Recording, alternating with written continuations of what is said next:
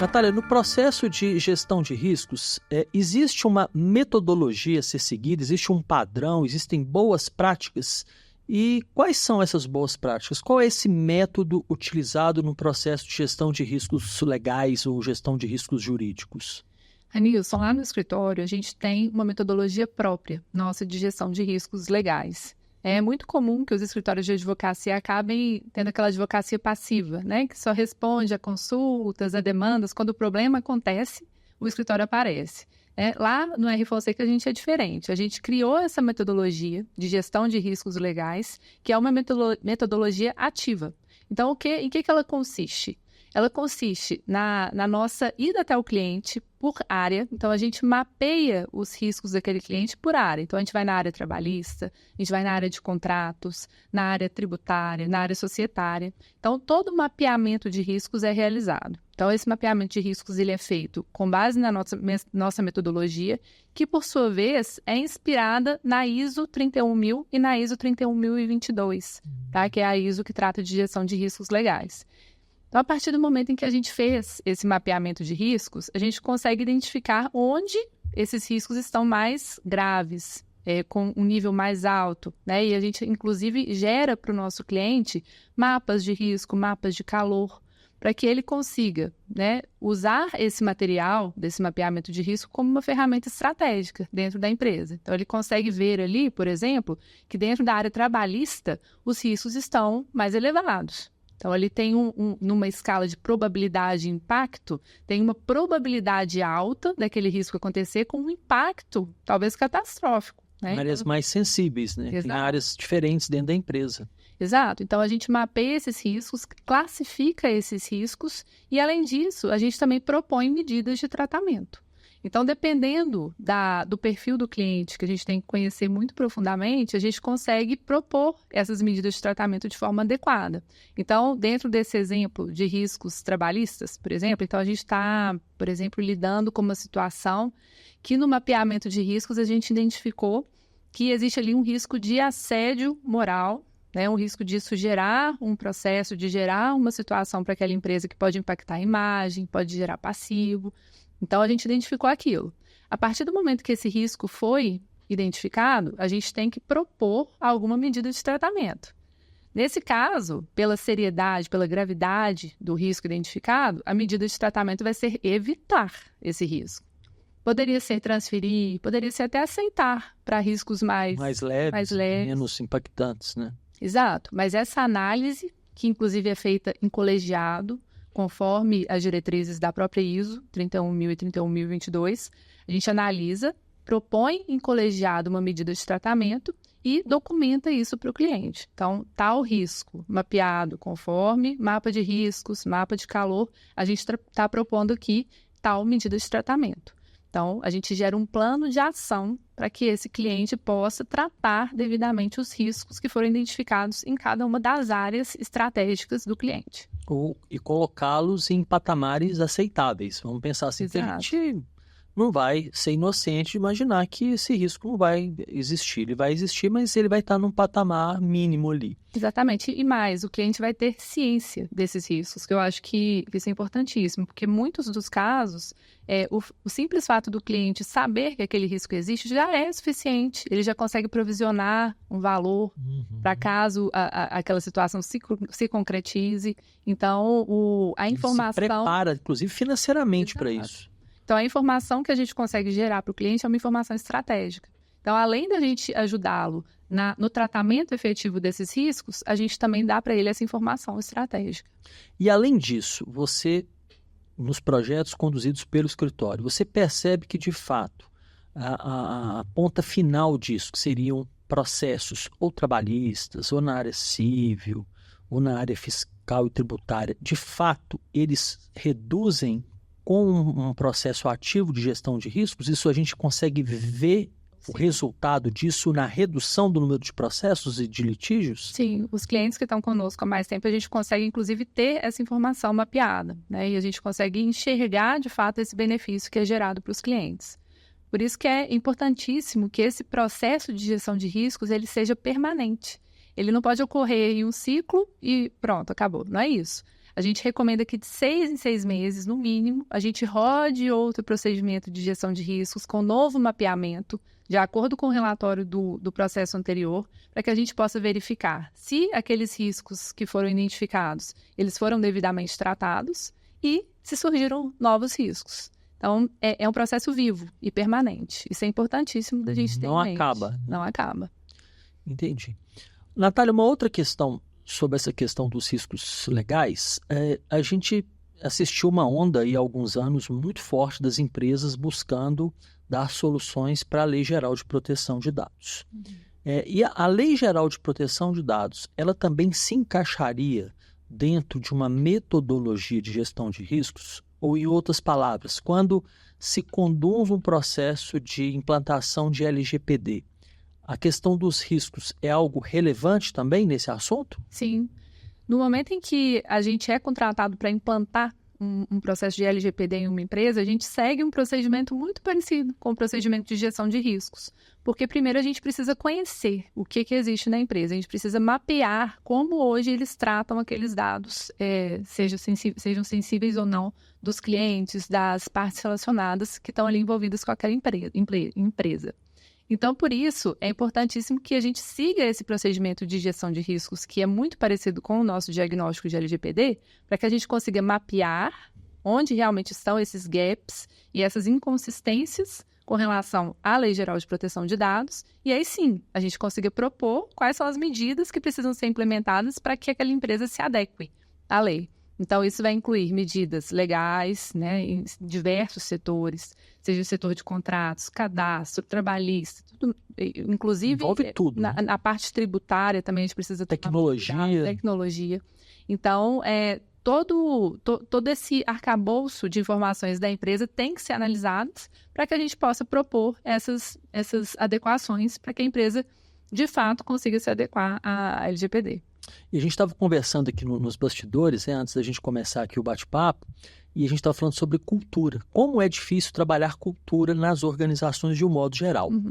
A questão da cultura dentro de uma metodologia de gestão de riscos legais, ela é relevante, ou seja, ela impacta, ela define ali sucesso e fracasso de um programa de gestão de riscos legais? Sem dúvidas, Ranilson. É legal que sempre que, quando a gente inicia um projeto desse tipo, seja uma implementação de LGPD, seja um procedimento para gestão de riscos, até mesmo um programa de compliance, que a gente envolva a autogestão. Então, isso é imprescindível. Por quê? Porque a autogestão ela vai conseguir comunicar com os líderes, com os demais membros dessa árvore, né, de gestão da empresa, para transmitir essa necessidade, essa urgência, essa importância de se adequar e de gerir riscos, né, seja em qualquer área. E ficou muito evidente, Natália, na mídia, de um modo geral, grandes companhias, grandes empresas que acabaram se envolvendo em questão de riscos legais, envolvendo terceiros, principalmente fornecedores. Então, empresas que se envolveram com fornecedores utilizando mão de obra infantil, mão de obra análoga à escravidão, fornecedores despreparados, com condições insalubres, sem uso de EPI. A gestão de riscos legais, ela também tem um viés. Quando a gente vai para uma empresa que vai lá buscar a contratação do escritório para falar de gestão de riscos legais, os terceiros também são objeto de análise dessa gestão de riscos? Sim, com certeza. Inclusive, isso é uma diretriz expressa da Lei Geral de Proteção de Dados. Então, a partir do momento em que você compartilha informações, né, pessoais com outras empresas, um escritório de contabilidade, um fornecedor ou até mesmo um cliente, você precisa assegurar que aquela empresa está seguindo os ditames da Lei Geral de Proteção de Dados. Então, é importantíssimo que seja firmado um termo aditivo a esse contrato, em que é formalizada essa ciência das partes que elas devem cumprir a Lei Geral de Proteção de Dados. Então, sim, cada uma das empresas se responsabiliza também pelas outras empresas com as quais ela compartilha dados pessoais. E além da LGPD, imagina o seguinte, eu sou uma empresa, contratei o R Fonseca para fazer um trabalho de gestão de riscos legais, e vocês identificaram que tem lá um fornecedor que ele é extremamente relevante para a minha operação. em algum momento esse risco ele é trazido ao conhecimento do empresário, porque às vezes ele é um risco que está oculto e às vezes aquele fornecedor está praticando alguma atividade, algum comportamento lá na empresa dele e que pode respingar em mim. E isso, além da LGPD, esse tipo de questão também é objeto, ele é trazida dentro desse trabalho? Sim, é trazida, mas muito dentro dessas formalizações. Certo. Junto a Das essas relações de partes contrato, né? Exato. Porque não é viável, né, que a gente investigue dentro de cada empresa relacionada, seja um fornecedor, seja um prestador de serviço ou um cliente, se aquela empresa está adequada. Mas é imprescindível que a gente documente que aquela empresa tem ciência da lei e que ela se compromete a seguir a lei. Então, qualquer desvio que seja verificado, o nosso cliente também tem que nos comunicar. Porque aí sim a gente vai emitir um parecer no sentido de que será que de fato vale a pena manter o contrato com essa parte?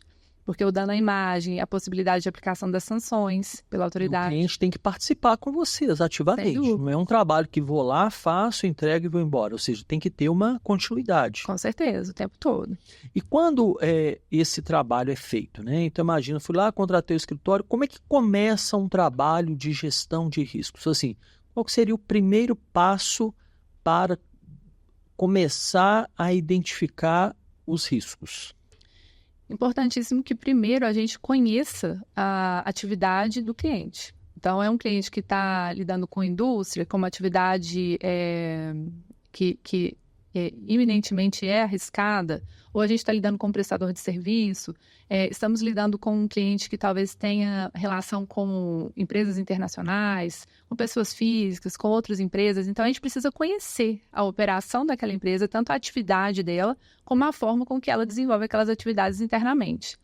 Conhecer os setores, os departamentos internos daquela empresa. Então, a gente precisa ter isso em mente, para depois desse conhecimento prévio, a gente, com base na legislação, a gente consiga fazer esse mapeamento dos riscos. Então, aí a gente vai fazer visitas, entrevistas, a gente vai fazer coletas de documentos e, com base nessa documentação e nessas informações, a gente vai conseguir mapear esses riscos aos quais a empresa está sujeita. Entendi. E uma outra coisa, como é que a gente pode deixar aqui uma informação para quem tem empresa, para quem é empresário, para quem é gestor de empresa? Qual é, vamos dizer assim, o momento em que uma gestão de riscos legais ela deve ser objeto de preocupação? Tem a ver com o tamanho da empresa, tem a ver com o segmento? Qual seria, assim, as principais características de uma empresa que seria, vamos dizer assim, candidata a ter um trabalho de gestão de riscos legais? Qualquer empresa é uma empresa que pode usufruir dos benefícios de uma gestão de riscos legais. Por quê?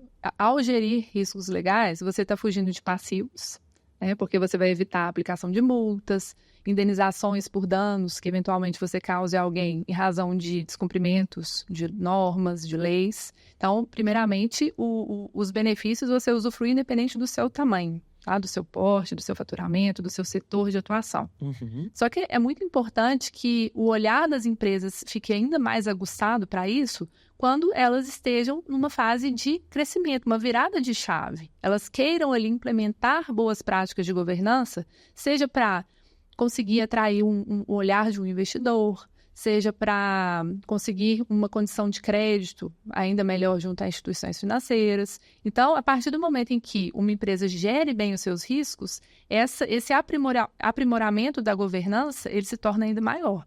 Então, e a gente tem que lembrar, a gestão de riscos ela é parte da governança, ela é pilar. Então, a partir do momento em que você faz essa gestão de riscos bem feita, você tem esses benefícios todos de se afastar de riscos, tanto passivos quanto imagem, como também se beneficia por ser mais valorizado, né? Tanto por investidores como por pessoas que vão te ceder algo, seja instituições financeiras ou poder público.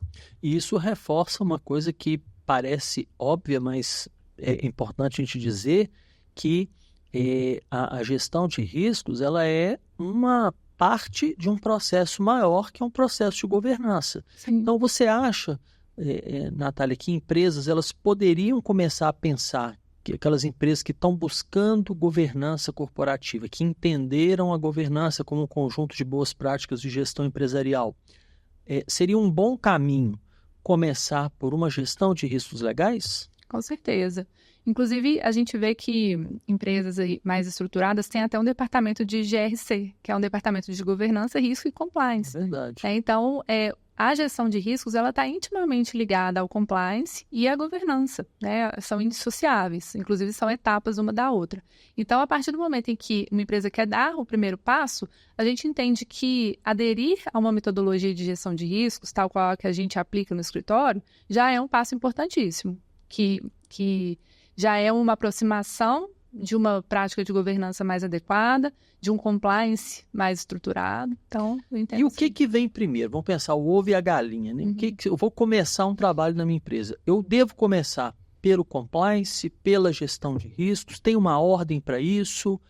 São temas que podem ser conectados em qualquer momento? Ou tem um passo a passo que eu devo seguir? Eu devo primeiro organizar as questões de compliance para depois pensar numa gestão de riscos, ou eu posso começar pela gestão de riscos, por exemplo? Eu entendo que a gestão de riscos, ela está contida no compliance. Então, o compliance, ele é o cumprimento de normas, né? Tanto legais como normas internas. Certo. Então, a partir do momento em que você implanta um programa de compliance bem completo, dentro das etapas desse programa de compliance estará a gestão de riscos. Então, você precisa verificar os riscos aos quais aquela empresa está sujeita, verificar se a empresa, de fato, está gerindo esses riscos, porque automaticamente ela vai estar, ao gerir esses riscos, ela vai estar cumprindo a legislação e as normas internas decorrentes daquela atividade. Então, uma coisa se confunde com a outra, mas eu entendo que a gestão de riscos está contida no compliance.